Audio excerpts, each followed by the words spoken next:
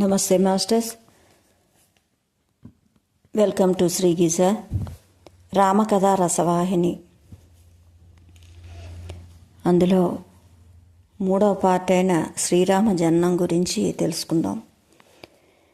దశరథుడు కులగురువగు వశిష్ఠుల వారిని రప్పించి అతని సలహాను అనుసరించి ఉద్దండుడైన సిద్ధాంతిని పిలిపించి జాతకములు వ్రాయించెను. ఉత్తరాయణ వసంత ఋతువు చైత్రమాస శుక్లపక్ష శుద్ధనవమి పునర్వసు నక్షత్ర సోమవార సింహలగ్న అభిజాతకమున లోకమంతటియు విశ్రమించి వేళ సమశీతోష్ణ సమయమున కౌసల్యకు కుమారుడు కలిగెను. 2వ దినమున చైత్ర శుద్ధ దశమి మంగళవారం పుష్యమి నక్షత్ర గంధయోగ తైతులాకరణమున కైకేయి కుమారుని కనెను. 3వ దినమున అనగా చైత్ర శుద్ధ ఏకాదశి బుధవారం అశ్లేష నక్షత్ర వృద్ధియోగ గరకణమున సుమిత్రాదేవి 2 కుమారులను ప్రసవించెను. ఈ వివరములు సిద్ధాంతి తెలిపి వారి వారి జాతక ఫలం ఎట్టిదో విచారించి వీరులకు నామకరణం చేయుటకై తగిన ముహూర్తము కూడాను స్థిరపరిచి తెలుపుమని దశరథుడు కోరగా 2 నిమిషాలు ఆలోచించి తన యోగ దృష్టి చేతి భవిష్యత్తును తిలకించి కులగురువగు వశిష్ఠుల వారు, మహారాజా, నీ కుమారులకు సామాన్యులు కాదు, పుట్టిన పిల్లలు నిరుపమానులు, వారలకు అనేక పేర్లు కలవు. వారు నిజంగా మానవమాతృలు కారు, మానవాకారం ధరించిన దేవతా అంశలు, దివ్యమూర్తులు. ఇది ప్రజల భాగ్యమనే చెప్పవచ్చును. ఇట్టి పవిత్ర పురుషులకు నామకరణం గావించుట నా భాగ్యమని భావించుచున్నాను. తల్లులు వేరైనా తండ్రి ఒకటే అవుట చేత కౌసల్యాదేవి ప్రసవంతోనే పురుడు అందరికీ ప్రారంభమైనది. ఈ మధ్యలో వచ్చిన పురుడు అంతా పాటించనక్కర్లేదనియు ప్రథమ పుత్రుడు జన్మమును అనుసరించి 10వ దినము దాటగానే అనగా 11వ దినమున నామకరణమును ఉంచి సమయ నియమము ఆనాటికి తగిన సన్నాహములు గావింపుమనియు తెలిపి రాజు నమస్కారం అందుకుని వశిష్ఠుల వారు వెళ్ళిపోయారు. సిద్ధాంతి గారు కూడా దాన్ని అంగీకరించి నామకరణంకు తగిన సామగ్రి పట్టీని తయారు చేసి పురోహితుని చేతికిచ్చి రాధకు అందించిన కానుకలను అందుకొని ఆనందంతో వెళ్ళిపోయాను. ఆనాటి నుండి దశరథుడు తమ బంధుమిత్రులను, రాజులను, సామంతరాజులను, ఋషులకు, పండితులకు నామకరణ వృత్తాంతమును వారి వారి స్థానములను అనుసరించి పత్రములను పరివారములతోనూ, పండితులతోని, బ్రాహ్మణులతోని, మంత్రులతోని తెలిపి పంపాను. 10 దినములు గడిచెను. అయోధ్య పట్టణమును అత్యంత రమణీయంగా అలంకరించి గంధర్వులు గానం చేయుచున్నారా అన్నట్టు ఎచ్చట చూసినను అతి రమ్యమైన గానము గాల్లో లీనమై దేశమంతటూ వ్యాపించుచున్నదా అన్నట్టు వినిపించెను. వీధుల్లో పరిమళ ద్రవ్యములు చల్లగా దొడిగిరి. అయోధ్య నగరమున జనులచే కిక్కిరిసిపోయెను. పండితులు, ఋషులు మాత్రమే అంతఃపురం ప్రవేశించిరి. మిగిలిన రాజులు ప్రజలకు తగిన వసతులు ఏర్పరిచి రాజభవనమున ముందు భాగంనే అందరూ ఆసీనులగుటకు తగిన పందిర్లు వేసి ఉండుటచే అతను అందులో చేరి నామకరణ వైభవం తిలకించుచుందిరి అందరూ. ఇంతలో దర్బారు హాల్లో మంగళవాద్యములతో బ్రాహ్మణ స్వస్తి వాచకములతో సుమంగళులు శుభవచనములు పలుకుచుండా కౌసల్య, సుమిత్ర, కైకేయి తమ బిడ్డలను పొత్తిళ్లలో ఉంచుకొని ఒకరి వెనుక ఒకరు వరుసగా వచ్చుచుండా ఆ 3 తల్లులు బ్రహ్మ, విష్ణు, మహేశ్వరులను బాలరూపంలో బాహ్యలోకమునకు ఎత్తుకుని వచ్చు దేవతా స్త్రీల వరే కనిపించిరి. వారి ఆనందం తేజస్సు వర్ణనాతీతం. ప్రజలు వారిని చూడగానే జేజాలు చెప్పిరి. స్త్రీలు మంగళహారతులు ఎత్తిరి. 3 ఉన్నతాసనాల్లో తగినట్టుగా సిద్ధం చేసి ఉండిరి. అందులో మొదట కౌసల్య, తర్వాత సుమిత్ర, తర్వాత కైకేయి ఆసనులైరి. కౌసల్య కుడిపక్క దశరథుడు ఆసీనుడయ్యను. బ్రాహ్మణుడు మంత్రములు ప్రారంభించిరి. ఒకవైపు హోమములు మొదలుపెట్టిరి. బంగారు పళ్ళెములలో బియ్యం పోసి వాటిపై మెత్తటి వస్త్రములు పరిచి అందులో పిల్లలను పరుండబెట్టి వశిష్ఠుల వారి ఎదుట పెట్టిరి. కౌసల్య కుమారుడు వశిష్ఠుల వారి వైపు చూచుచూ ఏదో పాత పరిచయం ఉన్నట్టు చూపర్లకు ఆశ్చర్యం కలిగించినట్ల వశిష్ఠుల వారిని చెంతకు రమ్మని పిలిచినట్లు ఆ బాలుడు గంతులు వేయదొడగను. అంత గురువు ఆ బాలుని చర్యలను చూసి ఆనందం పట్టలేక ఆనంద బాష్పములు తుడుచుకుంటూ అక్షింతలు చేతపట్టి రాజా కౌసల్యానందనవర్ధనుడు అందరికీ ఆహ్లాదం కలిగించును. అతని గుణరూపములు అందరినీ క్రీడింపచేయును. యోగులే అతను రమింతురు కనుక నేటి నుండి ఆ బాలురు రాముడని పేరు బరగచుండురే పలుకుచున్నారు అని కౌసల్యానందనికి రాముడని నామకరణం గావించెను.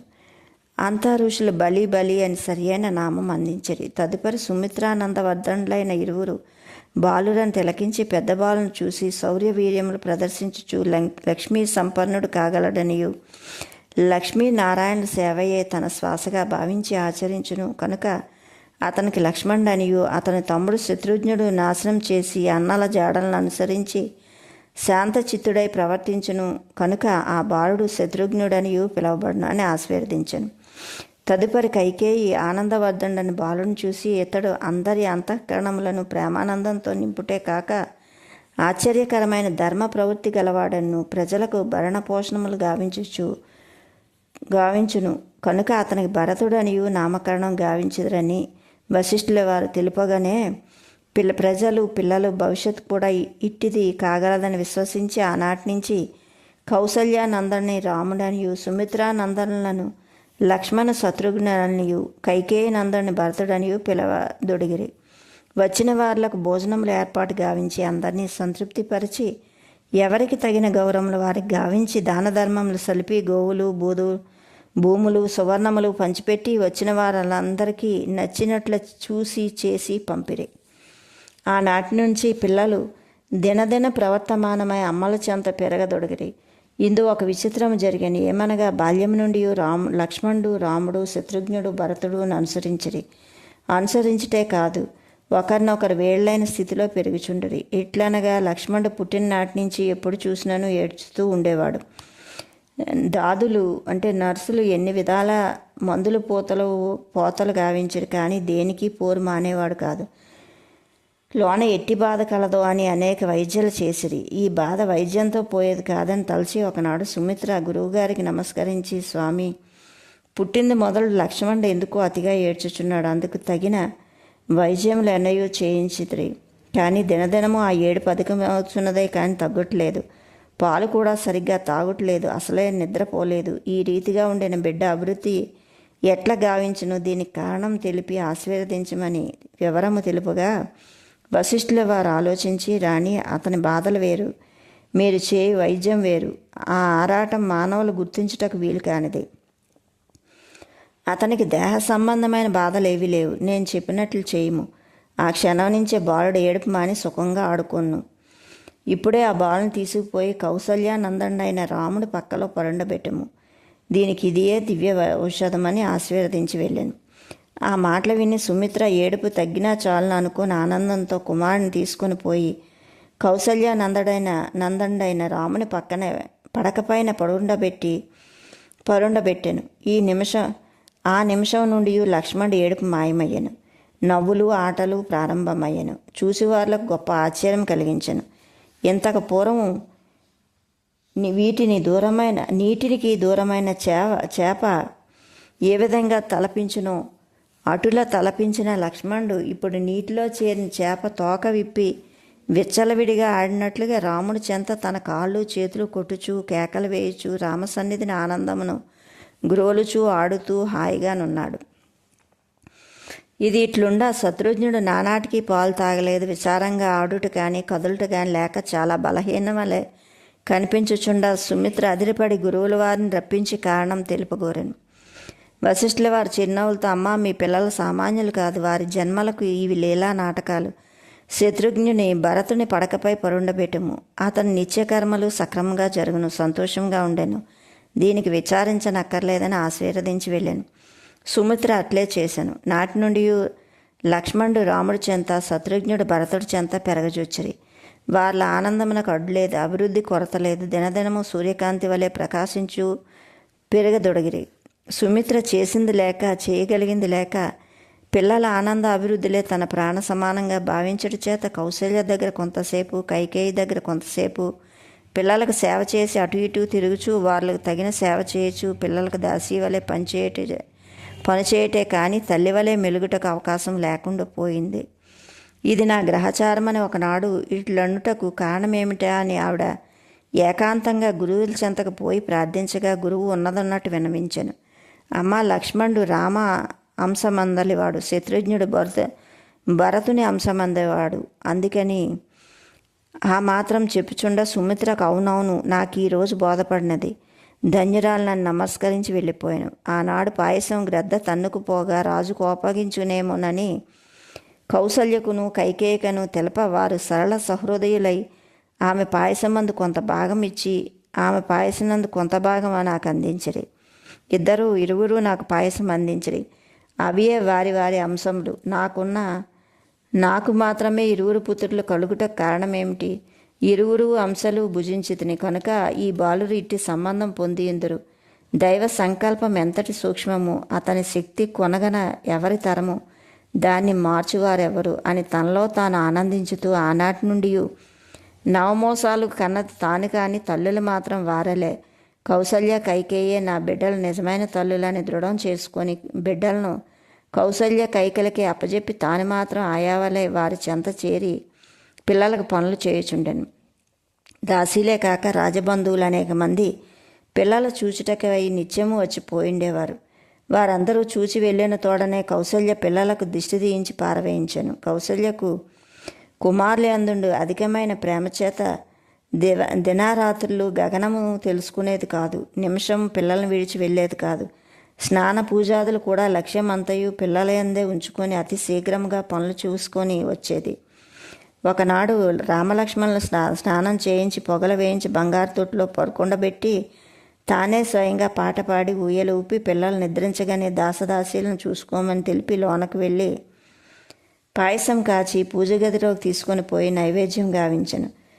మరికొంతసేపటికి నైవేద్య ప్రసాదం తన పిల్లలకు కొంత పెట్టవచ్చునని బంగారపు గిన్నె తీసుకొని పూజ గదిలో ప్రవేశించగానే నైవేద్యం ఉంచిన పాత్రను ముందు పెట్టుకొని జుర్రుకొనుచున్న రాములను చూశాను. ఆమె కన్నులు ఆమెయే నమ్మలేకపోయాను. ఇది నిజమా లేక భ్రమయా అని తొట్లయందు నిద్రించు నా బాలురు ఇట్లెచ్చటకు వచ్చరు, ఎవరు తెచ్చిరి అని పరుండపోయి తొట్లలో చూడగా గాఢ నిద్రలో ఉన్న రాములను చూసి ఇది నా భ్రాంతి అని తనలో తాను సర్దుకుపోయి పాయసం గిన్నె వేసుటకు పాత్రను పాత్రలో పాయసం గరిటెడైనూ లేకపోవడం చోత కుమారుడు చూసింది భ్రాంతి కావచ్చును, పాయసం లేకపోవడం వల్ల భ్రాంతి ఎట్లగును అని ఒకవైపు ఆశ్చర్యం మరొకవైపు సంశయం ఆమెని ఉక్కిరిబుక్కిరి చేశాను. ఎట్లనో ఆ గిన్నెలో కొంత ప్రసాదం తొట్ల చేత చేరి బాలుడు నిద్రించి మోములు చూస్తుండెను. రాముడు చప్పరించుచు కన్నులు మూసుకొని లొట్ల వేయుచుండా కౌసల్య ఆశ్చర్యంతో చిరునవ్వులతో మోము తిలికించుచుండా రాముని మొగమున ఒక నిమిషమున బ్రహ్మాండమే తిరిగినట్లు కనిపించెను. కౌసల్య దేహమునే మరిచి కళ్ళు విప్పి రెప్పలు ఆర్చక పిచ్చిగా చూచుండడం వలన దాసీలు గమనించి అమ్మా అమ్మా అని అరచిరి. వారలా అరుపులకు కౌసల్య వినిపించలేదు. ఒక దాసి అమ్మ పాదములు పట్టి అమ్మా దేవి అని అనేక విధములుగా మేలుకొల్పాను. కౌసల్య ఉలిక్కి పడినట్టు దేహమును గగురుబాటు పడినట్టు కదిలించిన దాసీ వైపు చూసి ఆశ్చర్యంతో మంచంపై కూర్చొని దాసీ మీరు బాలును చూసితిరా అని ప్రశ్నించాను. అవును తల్లి, మేము ఇక్కడే ఉన్నాము, బాలురు చూచునే ఉన్నామని జవాబు చెప్పి ఎట్లు చూసిదిరా అంటే బాలుల్లో ఏమైనా మార్పులు కనిపించాయా అని కౌసల్య ఆతృతతో ప్రశ్నించగా మాకెట్టి మార్పు కనిపించలేదు తల్లి, బాలుడు గాఢ నిద్రలో ఉన్నారు కదా అని జవాబం చెప్పిరి. కౌసల్య తాను చూసిందంతా భ్రమయా లేక నిజమా, నిజమైనచో వారందరికీ ఎందుకు కనిపించలేదని తనలో తాను అనేక విధముల ఆలోచన జరిపి కడకు పిల్లల యజ్ఞప్రసాదం కలుగుడు చేత దైవ చిహ్నాలు ఈ రీతిగా కనిపించి ఉండవచ్చునని తనకు తానే జవాబు చెప్పుకొని తిరిగి పుత్రవాత్సల్యంతో మునిగి వారాలకు తగిన పరిచర్యలు చేస్తూ శుక్లపక్షంలో చంద్రుని వలె దినదిన ప్రవర్తమానం అవుచుండిన పుత్రులను చూచు ముద్దాడుచు తల నిమురుచు బట్టలు సర్దుతూ ఆనందించుచుండెను.